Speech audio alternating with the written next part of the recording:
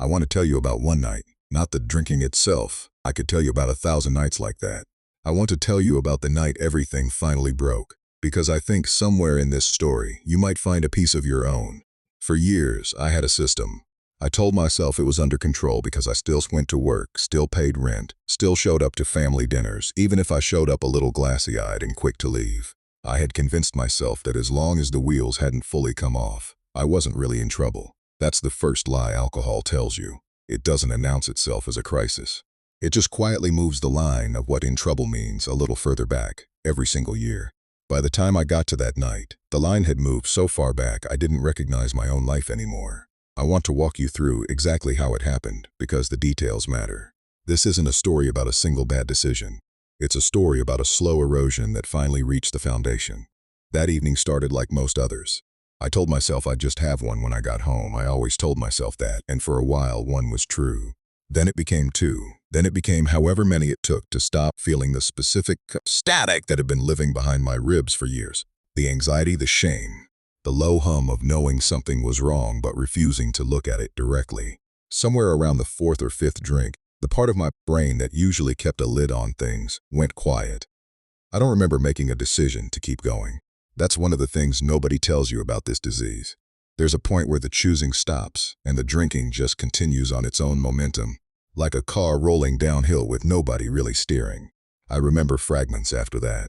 I remember a phone in my hand and a message I shouldn't have sent, to someone I loved, that said something cruel and untrue, born entirely out of the version of me that only existed inside a bottle.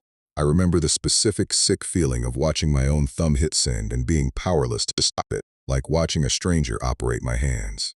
I remember waking up the next morning on the floor of my own living room, not my bed, with no memory of how I got there.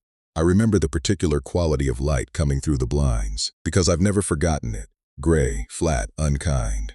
And I remember picking up my phone and seeing the messages I'd sent, and the silence where responses should have been. That silence was louder than anything anyone could have said to me. I want to be honest about what rock bottom actually felt like, because it isn't dramatic in the way movies make it look. There was no dramatic collapse, no ambulance, no rescue. There was just a quiet, empty apartment, a body that ached in a way that felt like punishment, and a mind that, for the first time in years, could not find a single lie left to tell itself. I sat on that floor for a long time. I thought about every relationship the last several years had quietly cost me. Not in one dramatic loss, but in 100 small withdrawals. Friends who stopped inviting me to things, family members who started choosing their words carefully around me. The particular way people's eyes would flick toward me at gatherings, checking, measuring, bracing. I thought about the job I was barely holding on to, the promotion that had quietly gone to someone else because I wasn't, if I'm honest, reliable enough to trust with it anymore. I thought about my own body, tired in a way that 8 hours of sleep never touched, a tiredness that lived in the marrow. And underneath all of it, I thought about the person I sent that message to, someone who had shown up for me over and over, who had every reason by that point to have already left, and somehow hadn't yet. I thought about how close I might have just come to using up the very last of whatever patience they had left. This is the part of the story I think matters most, so I want to slow down here. Rock bottom for me wasn't the moment I lost the most. It was the moment I finally saw clearly what I had already lost, all at once, instead of in the small pieces I had been ignoring one at a time for years. There's a particular kind of grief in that. Grieving not a single event, but the slow accumulation of 100 quiet abandonments you inflicted on the people who loved you, and on yourself. I didn't get sober that morning.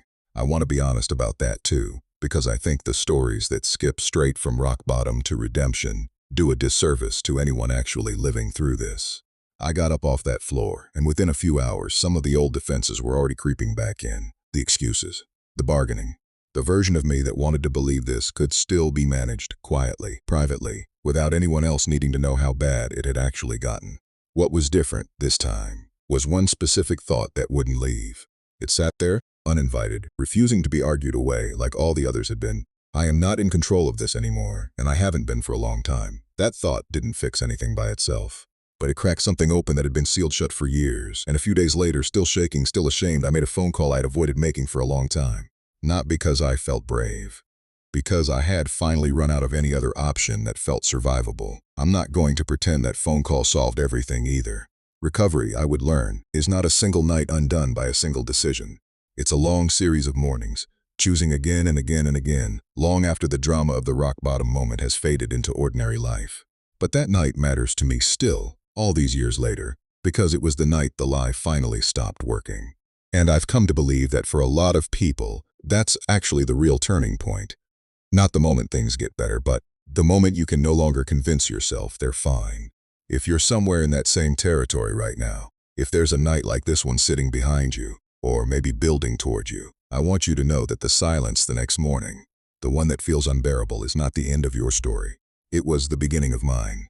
If you or someone you know is struggling with alcohol, you don't have to figure this out alone. In the United States, the SAMHSA National Helpline is available at 1-800-662-4357, free and confidential, any hour of the day. Tell me in the comments if any part of this felt familiar to you. And if you want to hear what came after that night, how one phone call turned into a program that actually worked when nothing else had, subscribe, because that's exactly what the next video is about. The night that took everything from me turned out to be the night that gave me back my life. It just took a while for me to see it that way.